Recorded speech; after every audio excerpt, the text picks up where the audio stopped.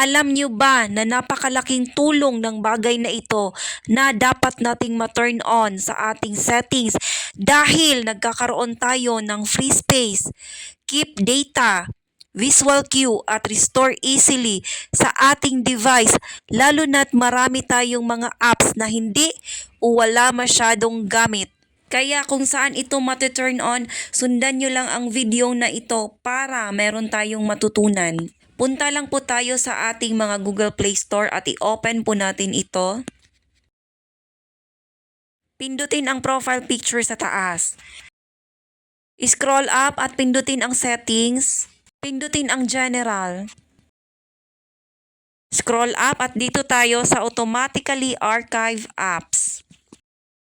Kung marami tayong mga apps na walang gamit, automatic ang system lalo na't mahina o maliit na lang ang iyong storage. Ilalagay niya ito sa archive so malaki ang kaniyang tulong dahil natutulungan niya na tumaas ang ating storage. Sa akin ay na-turn on ko na para magkaroon ako ng maraming storage. Kaya kung hindi mo pa yan na-turn on ay i-turn on mo na para magkaroon ka ng free storage. Yan lamang po, sana po ay may natutunan at maraming salamat sa inyong panonood.